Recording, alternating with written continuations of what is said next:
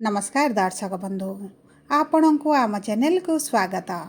आज भिडटी समस्त धनु राशि व्यक्ति विशेषों बहुत अधिक गुरुत्वपूर्ण रही कारण यही भिडियो एमिति ग्रह गोचर व परिवर्तन विषय आलोचना करवा जी आपणकर आगामी 3 मास माने 2025 शेष 3 मास को प्रभावित करिबो एवं आपणक जीवन में निश्चित भाव में गोटे बड़ परिवर्तन आने को जाउछि जो परिवर्तन आपण दीर्घ 27 वर्ष पर देखा जाउछंती एवं एही समय मध्य समस्त धनु राशि व्यक्ति विशेष माने जानिबा को पाइबे जे जीवनर सुख कौन सफलता कौन टंकार मूल्य आजिका दुनिया रे कौन रही एवं आपणक सह वास्तव रे जहा किछि भी घटुथिला केबे अंत हेबा पई जाउछि एवं ता सहित मध्य आपण जानिबे एही जो महापरिवर्तन हेउछि मंगलंकर ताहा आपणक जीवन रे किपरि खेल खेलिबो एवं आपण यही जीवनर खेल रे हारिबाकु जाउछंती ना जीतिबाकु जाउछंती सेथिपई आपण धैर्यर सह भिडियोटी को देखंतु बुझंतु एवं जानंतु। देखंतु दर्शक बंधु एही 2025 गत 9 मास मध्य आपणक जीवन रे जहा किछि भी घटिथिला ताहा वर्तमान संपूर्ण भाव में बदली जिवो एवं आपण नोट करी लिखि रखंतु जे एही आगामी 3 मास पूर्व 9 मास ठारू संपूर्ण भाव में भिन्न रहिबो एवं आपणक जीवन में प्रकृत खुशी कौन मूल्य कौन सफलता कौन आपण धीरे धीरे सब जानिबा आरंभ करिवे। देखंतु गत 2 वर्ष हेबो आपणक जीवन समस्या मध्य दे गति करुथला निश्चित भाव में आपण अनुभव करिथिबे जे आपण को जीवन में किछिटा नूतन लोक आसीथिबे एवं किछि निजर लोक आपणक ठारू दूरता बनाइथिबे ता सहित आपण देखिथिबे आपणक जो लोकंक ऊपर विश्वास करती सेही लोक माने आपणकर विश्वासघातकता करिसंती आपण को ठकिचंती धोखा देइछंती एवं देखंतु कर्म क्षेत्र रे आपणकर परिवर्तन होईची किछिटा निंदा अपवाद सुनिया को पड़िची बदनामी होईची एवं देखंतु सब परे मध्य आपणक ऊपर बहुत गुड़िए मिथ्या और आरोप मध्य लागिथिला एवं ता सहित आपणक जीवन रे एही 2 वर्ष मध्य बहुत किछि घटना घटी जाइछि जहाँ आपण काहाकू कहि पारु नथिबे ना मध्य सही पारु नथिबे। देखंतु एही 2025 सेप्टेम्बर मास 22 तारिख दिन मंगल आपणकर कन्या राशि रु तुला राशि को गोचर करुछंती माने आपणकर 10म गृह रु 11 गृह को गोचर करिछंती एवं एही 11 गृह रे विराजमान होई आपणकर आर्थिक स्थिति रे बड़ परिवर्तन आनिबे एवं देखंतु आपण एबे जो मानसिक चिंता रे अछंती आपणक स्वभाव रे जो बड़ परिवर्तन आसीछि एवं आपणक मन भितर जो आपण नकारात्मक चिंता देखुचंती नकारात्मक भावना गुडी का आसुछि सेही सब मध्य धीरे धीरे दूर हेबा पई जाउछि किंतु देखंतु मंगल आपणकर कर्म छाड़ी आपणकर लाभर गृह को गोचर करी आपणको की क्षेत्र रे केउ परिवर्तन देबे ताहा जानिबा पूर्वरु जदि आपणकर धनु राशि होइथाए एवं आपण भी ईश्वर को आंतरिक भक्ति एवं विश्वास करती तेबे भिडियोटी को लाइक करंतु कमेंट बॉक्स रे जय जगन्नाथ जय माँ लक्ष्मी अवश्य लिखि दियंतु ता सहित आम सह जोगाजोग करबा पई चाहुथिले वीडियोर मध्य भाग रे एक व्हाट्सएप नंबर टी दिया जाइछि जो नंबर साहाय्य आपण आम सह जोगाजोग करी निजर नूतन कुंडली प्रस्तुत करि परिबे कुंडली विश्लेषण कराई परिबे किंबा आपणकर चाकरी विवाह व्यवसाय प्रेम संपर्क को नहीं किछि समस्या रहिछि ताहार बहुत सहजरे एवं स्वल्प मूल्य रे समाधान करि परिबे सेतिपई आपण आम सह वीडियोर शेष पर्यंत जोड़ी होई रुहंतु एवं व्हाट्सएप नंबर माध्यम रे आम सह जोगाजोग करंतु। एबे आसंतु कार्यक्रमटी को आगो को बढ़ाइबा एवं आपणकर एही 3 मासरे मंगल किपरि तांडव करिवे ताहा मध्य देखिबा।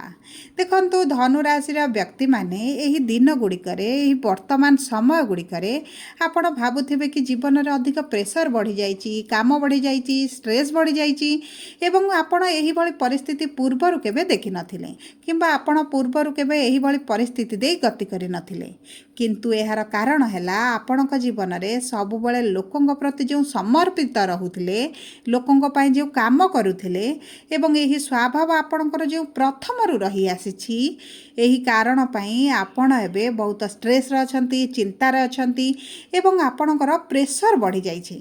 देखंतु आपण केवल परिवार लोकंक पई नुहे आपण आपणकर चतुर्पार्श्व ଆଖପାଶରେ ଜଣାଶୁଣା ଲୋକମାନଙ୍କର ମଧ୍ୟ କାମ କରିଦିଅନ୍ତି ଏବଂ ଏହି କାମ କରିବା ଅଭ୍ୟାସ ହିଁ ଆପଣଙ୍କୁ ଆଜି ପର୍ଯ୍ୟନ୍ତ ପଛରେ ରଖିଛି। କିନ୍ତୁ ଏହି 2025ରେ ଗ୍ରହମାନଙ୍କ ଗୋଚରରେ ଏମିତି ପରିବର୍ତ୍ତନ ହୋଇଛି ଯେ ଆପଣ ନିଜ ପାଇଁ ମଧ୍ୟ ଭାବିବା ଆରମ୍ଭ କଲେଣି। ନିଜ ସଉକ ପୂରଣ କରିବେ, ନିଜର ଆବଶ୍ୟକତା ପୂରଣ କରିବେ, ଆପଣଙ୍କ ପାଇଁ କ'ଣ ଠିକ୍ ରହିବ, କ'ଣ ଭୁଲ ରହିବ ତାହା ବୁଝି ବିଚାରି କାମ କରିବା ଆରମ୍ଭ କଲେଣି ଏବଂ କିଛି ବଡ଼ କରିବା ପାଇଁ ମଧ୍ୟ ଆପଣଙ୍କ ମନରେ ଯେଉଁ ଆଶା ରହିଛି, ଅଭିଳାଷ ରହିଛି, ସେଥିପ୍ରତି ମଧ୍ୟ ଆପଣ କାମ କରିବା ପାଇଁ ଚିନ୍ତା କରିସାରିଲେଣି ଏବଂ ସେଥିପାଇଁ ଆପଣଙ୍କର ଷ୍ଟ୍ରେସ୍ ବଢ଼ୁଛି, ଚିନ୍ତା ବଢ଼ୁଛି ଏବଂ ବେଳେବେଳେ ଏତେ ପରିଶ୍ରମ ପଡ଼ିଯାଉଛି ଯେ ଏବଂ ଆପଣଙ୍କୁ ସେଥିରେ ମଧ୍ୟ ସଫଳତା ମିଳୁନାହିଁ। ଆପଣଙ୍କ ମନ ଭିତରେ ନିରାଶତା ମଧ୍ୟ ଆସୁଛି। କିନ୍ତୁ ଦେଖନ୍ତୁ, ଆପଣଙ୍କର ଏହି ପରିଶ୍ରମ ଆପଣଙ୍କୁ ନିଶ୍ଚିତ ଭାବରେ ସଫଳତା ପ୍ରଦାନ କରିବ। ଆପଣ ଇତିହାସ ରଚିବା ପାଇଁ ଯାଉଛନ୍ତି, ତେଣୁକରି ସମୟ ଆପଣଙ୍କର ଏବେ ବହୁତ ଭଲ ରହିଛି, ଆପଣଙ୍କ ସପକ୍ଷରେ ରହିଛି ଏବଂ ଆହୁରି ଅଧିକ ଯଦି ପରିଶ୍ରମ କରନ୍ତି ଆପଣଙ୍କର ସଫଳତା ନିଶ୍ଚିତ ଭାବରେ ବୃଦ୍ଧି ପାଇବ। ଦେଖନ୍ତୁ ଦର୍ଶକ ବନ୍ଧୁ, ଏହି ସେପ୍ଟେମ୍ବର ମାସ 22 ତାରିଖ ଠାରୁ ଆଗାମୀ 3 ମାସ ପର୍ଯ୍ୟନ୍ତ ମଙ୍ଗଳ ବହୁତ ଶୁଭ ଏବଂ କାରକ ଗ୍ରହ ହୋଇଥିବାରୁ ଏବଂ ଆପଣଙ୍କର ଦ୍ୱାଦଶ ଏବଂ ପଞ୍ଚମ ଭାବର ଅଧିପତି ହୋଇଥିବାରୁ, ଧନୁରାଶିର ମିତ୍ର ହୋଇଥିବାରୁ ଆପଣଙ୍କୁ ବହୁତ ଅଧିକ ସୁଯୋଗ ଦେବେ, ସଫଳତା ମଧ୍ୟ ଦେବେ ଏବଂ ଆପଣଙ୍କର କର୍ମକ୍ଷେତ୍ରରୁ ବାହାରି ଆପଣଙ୍କ ଆୟ ଭାବରେ ପ୍ରବେଶ କରିବେ ଏବଂ ଆୟ ଭାବରେ ବିରାଜମାନ କରି ଆପଣଙ୍କର ଧନର ଗୃହକୁ ଦୃଷ୍ଟି ଦେବେ। ତା ସହିତ ପଞ୍ଚମ ଭାବକୁ ଏବଂ ଷଷ୍ଠ ଭାବକୁ ମଧ୍ୟ ଦୃଷ୍ଟି ଦେଉଛନ୍ତି ଏବଂ ଈଶ୍ୱରଙ୍କ କୃପାରୁ ମଙ୍ଗଳ ଏହି 3ଟି ଯାକ ଭାବରେ ଶୁଭ ଫଳ ପ୍ରଦାନ କରିବେ। କାରଣ ଏହି ଭାବଗୁଡ଼ିକର କାରକ ହେଉଛନ୍ତି ପ୍ରଭୁ ମଙ୍ଗଳ ଏବଂ ମଙ୍ଗଳ ଆହୁରି ମଧ୍ୟ 10 ଗୁଣ ଶକ୍ତିଶାଳୀ ହୋଇଯିବେ କାରଣ ତାଙ୍କ ଉପରେ ଆପଣଙ୍କର ଗୁରୁଙ୍କର ଏବଂ ରାହୁଙ୍କର ଶୁଭ ଦୃଷ୍ଟି ରହୁଛି।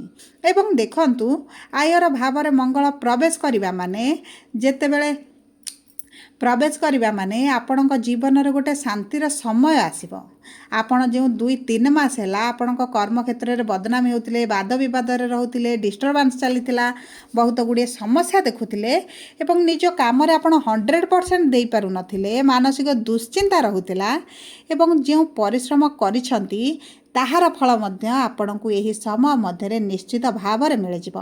ତାହା ସହିତ ଆପଣ ଟଙ୍କା ଯେଉଁଠି ଲଗାଇଛନ୍ତି କିମ୍ବା ଆପଣଙ୍କର ଟଙ୍କା ଫସିକି ରହିଛି, ଏହି ସମୟ ମଧ୍ୟରେ ମଧ୍ୟ ଆପଣଙ୍କର ଟଙ୍କା ଆପଣଙ୍କୁ ମିଳିଯିବ।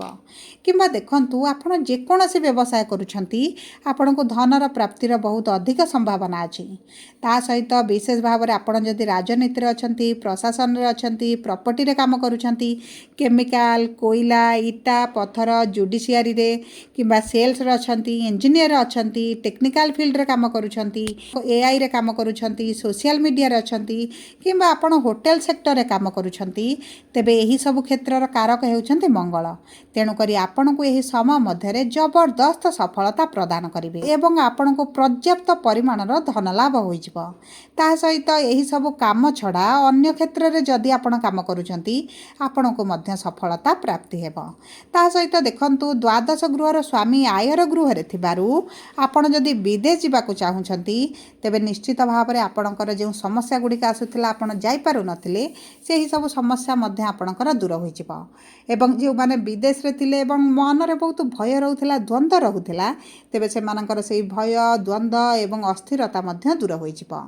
ତା ସହିତ ଦେଖନ୍ତୁ, ବହୁତ ବଡ଼ ବଡ଼ ଲୋକଙ୍କ ସହିତ ଆପଣଙ୍କର ସମ୍ପର୍କ ବଢ଼ିବ, ଯୋଗାଯୋଗ ମଧ୍ୟ ବଢ଼ିପାରେ। ଯଦି ଆପଣ ଏକ୍ସପୋର୍ଟ ଇମ୍ପୋର୍ଟରେ କାମ କରୁଛନ୍ତି ତେବେ ମଧ୍ୟ ଆପଣଙ୍କୁ ଜବରଦସ୍ତ ସଫଳତା ପାଇବାର ଅଛି। ମାନେ ଆପଣ ଯଦି ବି ସେୟାର ମାର୍କେଟରେ ଅର୍ଥ ବିନିଯୋଗ କରିଛନ୍ତି କିମ୍ବା ଏହିଭଳି ସଂସ୍ଥାରେ କିଛି ଅର୍ଥ ଲଗାଉଛନ୍ତି, ସେଥିରେ ମଧ୍ୟ ଆପଣଙ୍କୁ ସଫଳତା ପ୍ରାପ୍ତି ହେବ। ତା ସହିତ ଆପଣଙ୍କ ବ୍ୟାପାରରେ ଆପଣ ମଧ୍ୟ ଦେଖିବେ ବହୁତ ବଡ଼ ବଡ଼ କଷ୍ଟମର ଆପଣଙ୍କ ପାଖକୁ ଆସିବେ ଏବଂ ସେଥିରେ ମଧ୍ୟ ଆପଣଙ୍କ ବ୍ୟାପାରରେ ବୃଦ୍ଧି ଘଟିବ। ତା ସହିତ ଦରମାର 2 ଗୁଣ ବା 3 ଗୁଣ ବୃଦ୍ଧି ସହିତ ଆପଣ ଚାକିରିରେ ପରିବର୍ତ୍ତନ କରିବାର ଯୋଗ ମଧ୍ୟ ବନୁଛି। ତା ସହିତ ଆପଣଙ୍କ ପାରିବାରିକ ଚିନ୍ତା ମଧ୍ୟ କିଛି ମାତ୍ରାରେ କମ୍ ହୋଇଯିବ। ଆପଣ ଏହି ସମୟ ମଧ୍ୟରେ କରଜର 50% ମଧ୍ୟ ଆପଣ ଶୁଝିବା ପାଇଁ ସକ୍ଷମ ହୋଇଯିବେ। ମାନସିକ ଶାନ୍ତି ପାଇବା ସହିତ କିଛି ଗୋଟେ ବଡ଼ ଡିସିସନ୍ ଆପଣ ନେଇପାରନ୍ତି। ଯେଉଁମାନଙ୍କର ସନ୍ତାନଙ୍କ ସହିତ ମତଭେଦ ଚାଲିଥିଲା ତାହା ମଧ୍ୟ ଦୂର ହୋଇଯିବ। ବିଶେଷ ଭାବରେ ଯୁବପିଢ଼ି ଯେଉଁମାନେ ପ୍ରେମ ସମ୍ପର୍କରେ ଅଛନ୍ତି, ଏବେ ତାଙ୍କୁ ପୂର୍ବ ଅପେକ୍ଷା ବହୁତ ଭଲ ପରିସ୍ଥିତି ଦେଖାଯିବ ଏବଂ ପ୍ରେମ ସମ୍ପର୍କକୁ ଯଦି ଆପଣ ବିବାହରେ ପରିଣତ କରିବା ପାଇଁ ଚାହୁଁଛନ୍ତି ତାହା ମଧ୍ୟ ଆପଣଙ୍କର ହୋଇଯିବ। ଅର୍ଥ ସଞ୍ଚୟ କରିବା ପାଇଁ ଆପଣ ଅଧିକ ଗୁରୁତ୍ୱ ଦେବେ। ଆପଣଙ୍କ ଜୀବନସାଥୀଙ୍କ ସହ ଆପଣଙ୍କର ଯାହା ବି ମତଭେଦ ଥିଲା ତାହା ମଧ୍ୟ ଆପଣଙ୍କର ଦୂର ହୋଇଯିବ। ତା ସହିତ ଦେଖନ୍ତୁ, ଷଷ୍ଠ ଗୃହକୁ ଯେହେତୁ ମଙ୍ଗଳଙ୍କର ଦୃଷ୍ଟି ରହୁଛି, ଆପଣ ଯେଉଁ ଅଯଥା ଖର୍ଚ୍ଚ କରୁଥିଲେ ସେସବୁକୁ ମଧ୍ୟ ଆପଣ ବନ୍ଦ କରିଦେବେ। ଏବଂ ଆପଣ ଯଦି କୌଣସି କେସ୍ରେ ଫସି ରହିଛନ୍ତି, ସେଥିରୁ ବାହାରି ପାରୁନଥିଲେ, ଏବେ ଆପଣଙ୍କର ମୁକୁଳି ଯିବାର ବହୁତ ଅଧିକ ଯୋଗ ବନାଉଛି। ଆପଣଙ୍କ ପଛରେ ଯେଉଁ ଲୋକମାନେ ହାତ ଧୋଇ ପଡ଼ିଥିଲେ ଏବଂ ବିପଦ ପାଇଁ ଆପଣଙ୍କ ପଛରେ ଖାଲ ଖୋଳିବାରେ ଲାଗି ପଡ଼ିଥିଲେ, ସେମାନଙ୍କୁ ଆପଣ ଚିହ୍ନି ପାରିବେ ଏବଂ ସେମାନଙ୍କଠାରୁ ଦୂରତା ବନାଇବା ମଧ୍ୟ ଆରମ୍ଭ କରିବେ। ଏହି ସମୟ ହେଉଛି ଆପଣଙ୍କର ପରିବର୍ତ୍ତନର ସମୟ। ଆପଣ ଆପଣଙ୍କ ବ୍ୟବସାୟକୁ ମଧ୍ୟ ବଦଳାଇ ପାରନ୍ତି। ଯେଉଁ ବ୍ୟବସାୟରେ ଅଧିକ ଲାଭ ହେବ ସେହି ବ୍ୟବସାୟ କରିବା ପ୍ରତି ଆଗ୍ରହ ବଢ଼ାଇ ପାରନ୍ତି। ଏକାଧିକ ସ୍ରୋତରୁ ଆପଣଙ୍କୁ ଧନ ମିଳିବାର ବହୁତ ଅଧିକ ସମ୍ଭାବନା ଅଛି। ନିଜ ପାଇଁ କିଛି ନୂଆ ଜିନିଷ କିଣିପାରନ୍ତି। ନିଜ ଖୁସି ପାଇଁ କୌଣସି ସ୍ଥାନକୁ ବୁଲିବାକୁ ମଧ୍ୟ ଯାଇପାରନ୍ତି। ଏହି ସମୟ ମଧ୍ୟରେ ଆପଣଙ୍କୁ ସନ୍ତାନ ପ୍ରାପ୍ତି ମଧ୍ୟ ହୋଇପାରେ। ତା ସହିତ କିଛି ଯଦି ଆପଣ ଏକ୍ଜାମ୍ ଦେଉଛନ୍ତି, ସେଥିରେ ମଧ୍ୟ ଆପଣଙ୍କୁ ସଫଳତା ମିଳିବ। ଜୀବନରେ ଏବେ ଆପଣଙ୍କର ଫାଇଦା ଲସ୍ ବିଷୟରେ ଆପଣ ଚିନ୍ତା କରିବା ଆରମ୍ଭ କରିବେ। କେଉଁଥିରେ ଆପଣଙ୍କୁ ଲାଭ ମିଳିବ, କେଉଁ କାମ କଲେ ଆପଣଙ୍କୁ ଲସ୍ ହେବ। ଏବଂ ଦେଖନ୍ତୁ, ଆପଣ ପୂର୍ବରୁ ଯେଉଁ ଜିନିଷ ଗୁଡ଼ିଏ ଶୁଣୁଥିଲେ, ଜାଣୁଥିଲେ ଏବଂ ମୁହଁ ଖୋଲୁ ନଥିଲେ, ଏବେ ଆପଣ କହିବା ଆରମ୍ଭ କରିବେ, ପାଟି ଖୋଲିବା ଆରମ୍ଭ କରିବେ। ଏହା ଆପଣଙ୍କ କ୍ୟାରିୟର ଏବଂ ଭବିଷ୍ୟତ ପାଇଁ ବହୁତ ଅଧିକ ଲାଭଦାୟକ ରହିବ। ସବୁ ପରେ ଦେଖନ୍ତୁ, ମଙ୍ଗଳଠାରୁ ଅଧିକ ଶୁଭ ଫଳ ପ୍ରାପ୍ତି ପାଇଁ ଆପଣ ପ୍ରତିଦିନ ଲକ୍ଷ୍ମୀ ଚାଳିଶା ପାଠ କରିବା ଆରମ୍ଭ କରନ୍ତୁ। ତା ସହିତ ହନୁମାନଙ୍କୁ ଏବଂ ମାତା ଲକ୍ଷ୍ମୀଙ୍କୁ କର୍ପୂରରେ ଆଳତି କରନ୍ତୁ। ଲାଲ ରଙ୍ଗର ଚନ୍ଦନ ଟିପା ଲଗା, ଏହା ମଧ୍ୟ ଆପଣଙ୍କୁ ବହୁତ ଅଧିକ ଶୁଭ ଫଳ ପ୍ରଦାନ କରିବ। ଯଦି ଆପଣଙ୍କର ଧନୁ ରାଶି ହୋଇଥାଏ, ଭିଡ଼ିଓଟି କିଭଳି ଲାଗିଲା କମେଣ୍ଟ ବକ୍ସରେ ଲେଖି ଜଣାନ୍ତୁ। ଯଦି ଆପଣଙ୍କ ପ୍ରିୟଜନଙ୍କର ଧନୁ ରାଶି ହୋଇଥାଏ, ଭିଡ଼ିଓଟି ତାଙ୍କ ସହ ସେୟାର କରନ୍ତୁ। ଯଦି ପ୍ରଥମ ଥର ଆମ ଚ୍ୟାନେଲକୁ ଆସିଛନ୍ତି, ଚ୍ୟାନେଲଟିକୁ ସବସ୍କ୍ରାଇବ୍ କରନ୍ତୁ। ପାଖରେ ଥିବା ବେଲ୍ ଆଇକନକୁ